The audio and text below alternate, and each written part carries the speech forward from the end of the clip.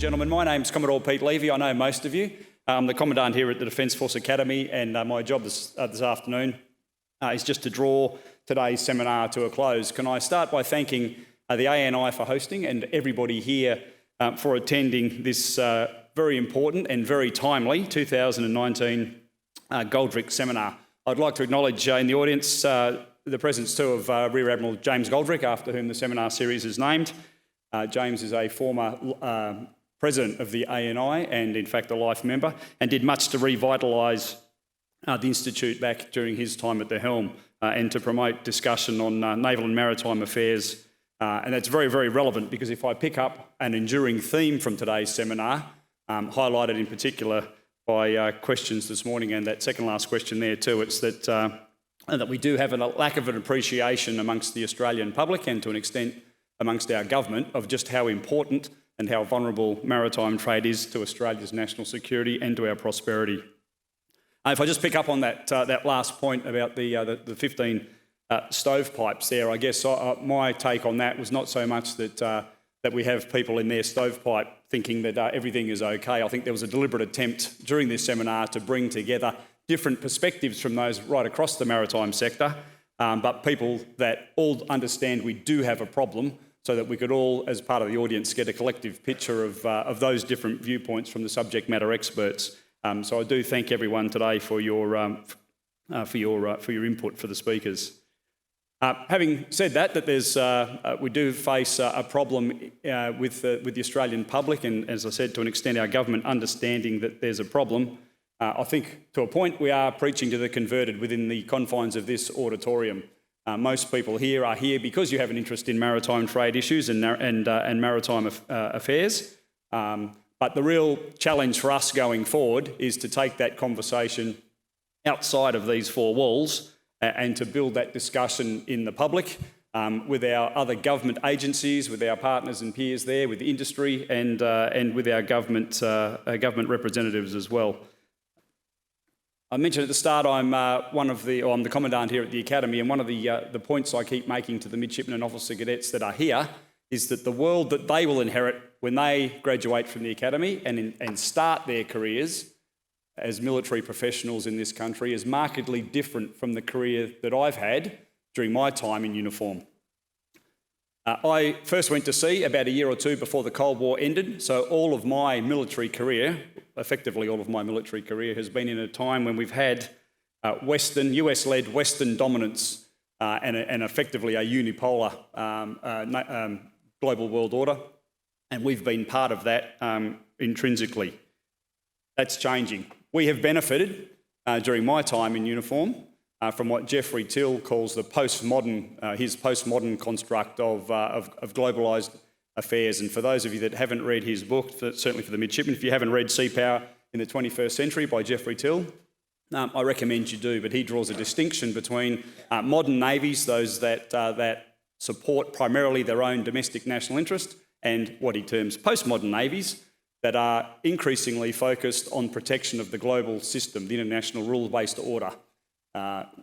It's a function of globalisation, and for most of my career we've been living in that postmodern world where we've contributed, and we have done so, all three services around the world, to supporting that international rules-based order. But as we've heard today, and as you'd all be well aware, that's rapidly being challenged. We're seeing the return of great power competition.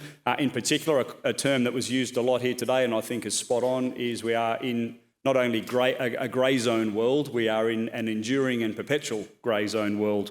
And that is a function of life now, unfortunately, in all aspects of it, including maritime trade.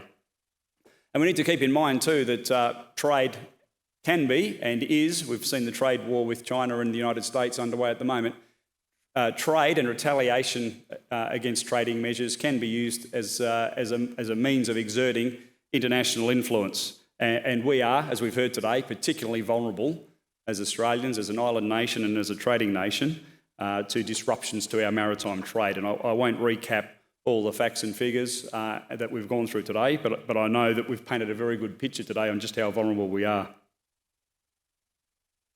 The Chief of Navy, I think, hit the nail on the head during his opening remarks when he said that any conversation with the government 3 months ago about maritime trade would be markedly different today, driven by largely the hijackings in the Middle East, and of course compounded by the Saudi Arabian oil refinery attacks just over the weekend. But I fear that rather than the general public being alert to the problems that portends to, the public's concern will largely be how much is my petrol going to go up and when will it come back down again, and in a couple of weeks they will have forgotten all about it. So that is a particular challenge that we have to face, and it's one of the reasons that we've been that we have hosted this particular conference today. So if I get back to my point earlier on, just in closing, on advocacy, I think we need to get the public interested in maritime trade. That is a very, very difficult thing to do. I think we need to get our public accustomed to the idea that we might suffer economic hardship in times ahead of us that are in retaliation for something that we might be doing elsewhere in the national security environment that we deem to be in our national interest. But the public, I think, need to be attuned to the fact that perhaps we're living beyond our means at the moment and that we need to be prepared for some economic hurt in the future. One little exercise I've used a number of times with friends that aren't involved in the military that don't really understand the value of maritime trade and the maritime sector to Australia is to ask them, when you're in your next Westfield shopping centre or any other major shopping centre, have a look around and consciously think about what's on the shelves that did not get here by ship. All the electronics, clothes, furniture, the car that got you to the shopping centre. Chances are all of that, or most of that, came by ship. And when you consciously stop and think about it, a lot of them go, oh yeah, I hadn't thought of it that way. But it is just transparent. We don't have an understanding of how important the maritime environment is for a whole range of reasons, not the least of which is containerised shipping means that we now have a lot fewer people engaged in the maritime industry, and we heard that this morning from a number of presentations. We've moved major working harbours out of our big cities into more peripheral ports, so people are no longer exposed to the maritime industry. When we travel by air. So there's a whole range of challenges that we're up against here to try and get the message across, but I think it's very, very important that we continue to push that message, and organisations like the Australian Naval Institute and conferences like this today are key parts in doing that. Two final points I'd like to make for those midshipmen that are either here and to your oppos that are off at classes. I know some of you have come and gone during the course of the day because we are in academics at the moment. But those that aren't, I would encourage you to take out membership of the Australian Naval Institute. I didn't do it when I was a midshipman. I was a bit after I'd graduated before I did. That's remiss of me. The ANI is your professional institute, and I know we have midshipmen even on the committee at the moment, which is great to see, but it's an organisation that will need your involvement, your active participation in going forward. So for those of you that aren't members, I'd encourage you to think strongly about joining. And a final point, I'd just like to pass on some personal thanks to the President, Vice Admiral Peter Jones, to Sue Hart, to Kuz Pandy and Ben Page, who have done a lot of the behind-the-scenes work in putting today's program together and making it run as seamlessly as it did.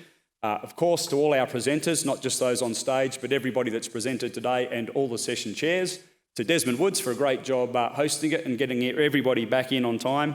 And I guess ultimately for everybody in the audience, including those that have presented, for your active participation as well and for your interest in being here today. As I said at the start, this is the core advocacy group that we need to keep debating and discussing these issues, but the important part is we take it forward. I know there's a report coming out of this seminar, but each and every one of us can do our bit by just in conversation, wherever you get the opportunity, just highlighting to the general public just how important our maritime trade and our maritime sector is for our national interests, because as someone mentioned in a question at the end, I think as Australians we have a little bit more of a reactionary approach to things than perhaps we should, but the more we educate people, the more that they're demanding more of their governments, the greater chance we have of changing things. Ladies and gentlemen, that draws this afternoon's proceedings to a close. Thank you again for your participation and have a great day. Thank you.